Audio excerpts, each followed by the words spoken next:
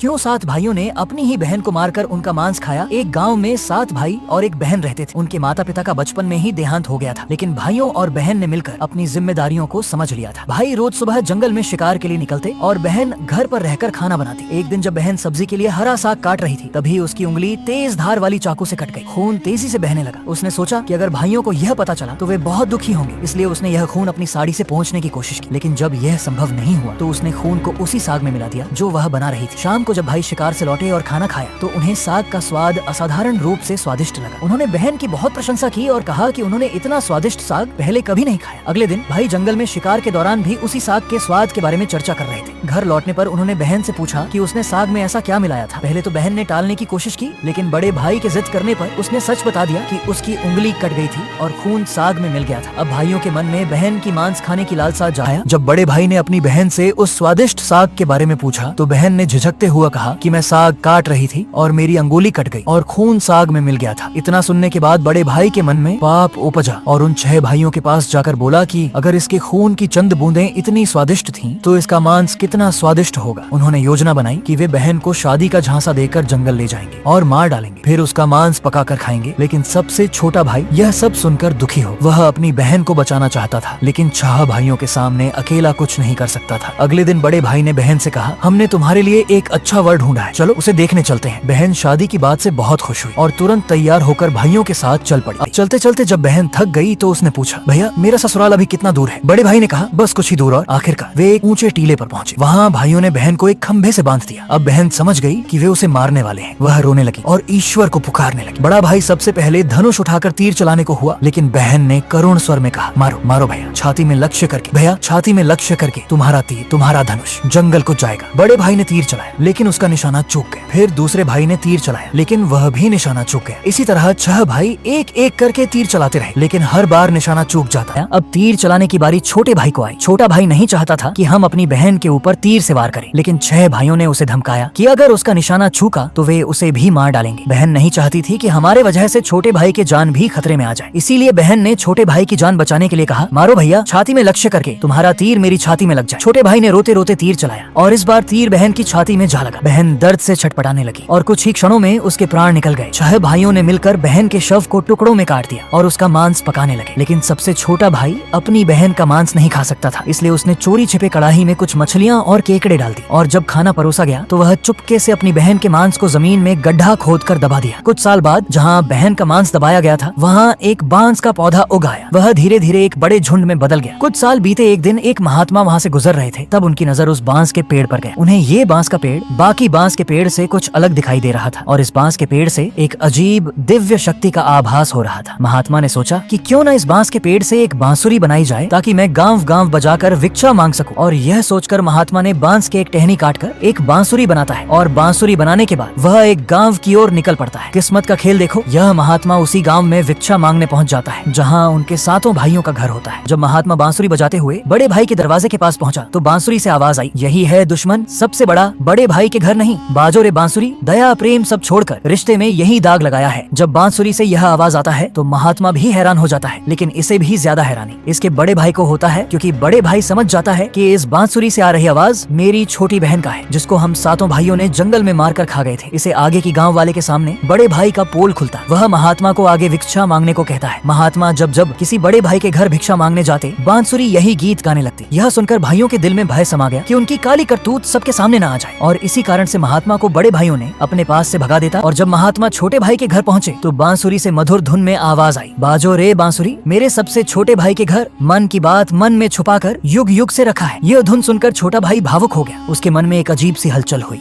उसने महात्मा से विनती की, महात्मा जी कृपया यह बांसुरी मुझे दे दीजिए, मुझे लगता है कि इसमें मेरी कोई पुरानी यादें बसी हुई हैं। महात्मा उसकी भावना को समझ गए और बांसुरी उसे दे दी। छोटा भाई बांसुरी को अपने घर ले आया और एक साफ स्थान पर रखकर धूप दीप जलाया। वह बांसुरी को अत्यंत श्रद्धा से देखने लगा, मानो कोई अपने खोए हुए अतीत को तलाश रहा हो। कुछ दिनों बाद उसने महसूस किया कि जब वह घर पर नहीं होता तब कोई अदृश्य शक्ति घर की सफाई कर देती, वस्त्रों को तह लगाकर रख देती और दीपक भी प्रज्वलित रहता। यह देखकर वह चकित रह गया। एक दिन उसने सोचा कि आखिरकार ऐसा कौन सी शक्ति है जो मेरा घर को इतना ख्याल रखता है। एक दिन उसने छुप कर देखा कि बांसुरी से उसकी बहन की आत्मा बाहर आती और घर का काम करती थी, और यह देखकर छोटा भाई स्तब्ध रह गया। वह अपनी बड़ी भाभी के पास बैठकर बातचीत की और कहा कि भाभी, मैं जब बाहर जाता तो घर का सारा काम काज किया हुआ रहता, रहता और यही देखने के लिए मैं एक कोने में छिपा रहा। और तब मैं देखता हूँ कि मेरा छोटी बहन उस बांसुरी में से निकलती और काम काज करती और वापस उसी बांसुरी में चली जाती। ये सुनकर बड़ी भाभी को भी हैरानी हुई, लेकिन उसने छोटे भाई को कहा कि जब बहन बांसुरी से बाहर निकले तो बांसुरी को आग में डालकर उस पर गंगा जल का छिड़काव करे। छोटे भाई को अपनी बड़ी भाभी के यह बात सुनकर अच्छा लगा। अगली बार जब बहन बांसुरी से बाहर काम करने के लिए निकलती है तो छोटा भाई वैसा ही करता है, बांसुरी को आग में डालकर उस पर गंगा जल का छिड़काव करता है। और जब छोटे भाई ने बांसुरी को पवित्र जल से स्नान कराया तो उसमें से एक अद्भुत चमक निकली। धीरे धीरे बांसुरी से उसकी छोटी बहन का रूप उभरने लगा। वह पहले धुंधली दिखाई दी, लेकिन जैसे ही गंगा जल के कुछ और छींटे पड़े उसकी आत्मा फिर से सजीव हो उठी। देखते ही देखते वह पूर्ण रूप से जीवित हो गई। छोटे भाई की आंखों से आंसू छलक पड़े। वर्षों बाद अपनी बहन को जीवित देखना किसी चमत्कार से कम नहीं था। उसने दौड़कर अपनी बहन को गले लगा लिया और दोनों फूट फूट कर रोने लगे। बहन के पुनर्जन्म की खबर पूरे गांव में आग की तरह फैल गई। गांव के लोग यह जानकर स्तब्ध थे कि एक मृत लड़की कैसे जीवित हो सकती है। जब सब लोग इकट्ठा हो गए तो छोटे भाई ने खुद सबके सामने खड़े होकर पूरी कहानी सुनाई।